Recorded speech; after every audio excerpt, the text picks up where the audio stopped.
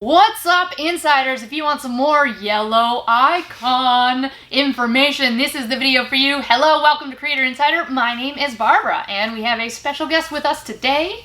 Hi, I'm Tim. And Tim, what do you do here? I help creators earn more from ads. You are here to talk about some improvements that we are doing with the yellow icon today. That's right, yeah. Let's start off this video by making it really clear. Yellow icon on one of your videos does not necessarily mean that it is fully demonetized. That's where we say that the video is not suitable for all advertisers and that limited ads may run on the video. And so Tim, I think you're working on some things here to improve this yellow monetization icon space for creators. So what do you want to talk about today? There's two things we're working on. The first is that we're working to improve the accuracy of yellow icons.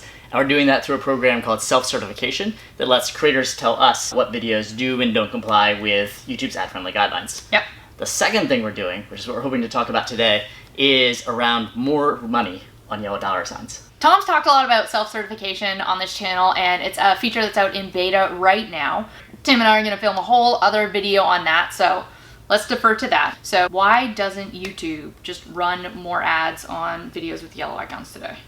So, as you said, videos with yellow icons are eligible for monetization. YouTube shares YouTube Premium subscription revenue on these videos.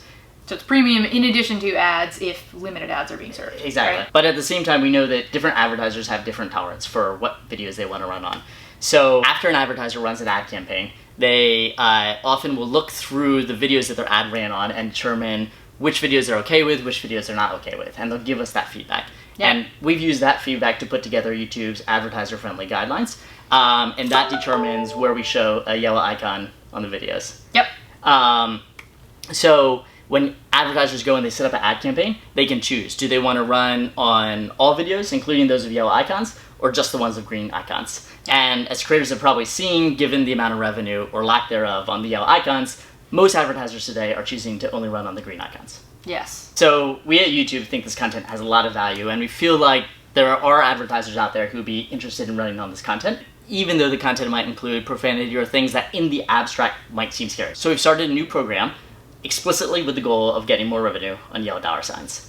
And how successful is that program already? We are in the early stages, but Okay. the good news is that we have some good first steps here. Okay. So the first thing we did is we went out and we figured out, okay, who are advertisers who have ads that are a little bit edgy? Like an advertiser who has a movie trailer for an R-rated movie. Now, those advertisers actually are more interested in running on edgy content because that's where their audience is. That's a good matchmake. Yeah. So we found these advertisers. They were excited about it. We started an experiment, and the good news is that in the first month we ran hundreds of thousands of dollars on content that is not suitable for some advertisers. Yes. Yeah. Okay. So it's the first step. I like that. Definitely more to go in the future, but the good news is that the feedback we got from advertisers is they were excited about it. We feel like there's some potential there. Yeah. Here, we're just trying to find sort of potentially a new class of advertiser or a new class of inventory or just increase those coming in. Exactly. Yep. I like that. Cool. As you're going out, you're talking to these advertisers, are there things that we can do as creators to make our videos more attractive to them? Yeah. One of advertisers' big concerns is they can't differentiate between that edgy but attractive content and the inappropriate content. So okay, and do those two categorizations, do they fall under our ads friendly guidelines, or is that? There might be shades of gray in there, and so one thing that we think can help with this is our self-certification program. Self-certification gives creators the ability to let us know what's in their content. And if creators are able to do that, then we can give advertisers more confidence that they're running on that edgy stuff, but not the totally inappropriate stuff. Okay, so sorting through the gray area. Exactly. Yeah. Okay, all right. Question that we've seen a lot from you in the comments and on social media is around like, hey YouTube, why is YouTube different than television with respect to how comfortable advertisers feel about having their content show alongside other types of content? So can we quickly touch on that question? As we talk to more advertisers, we've realized a couple of things. The first is on TV, they feel like they have to run on edgy content to reach the audience that they want to reach. But on YouTube, they feel like there's so many videos out there, they don't need to take that risk. The second factor is that on TV, they have the ability to preview content before it goes live.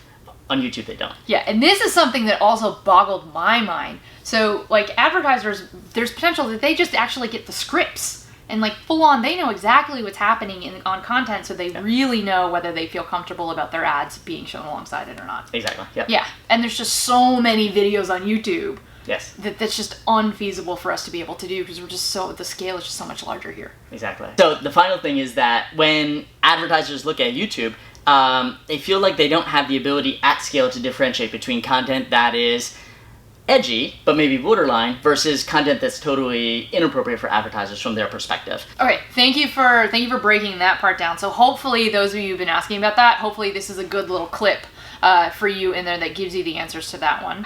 Okay, that's everything you wanted to talk about today. Thank you so much, Tim. Of course, thank you. And thank you guys for watching. If they dug this video, what should they do? What's up? They do? Hit subscribe.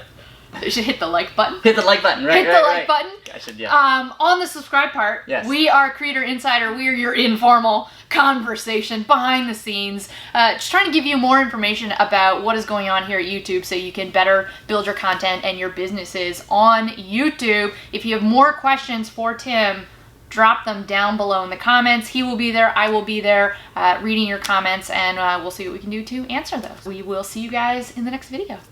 Bye.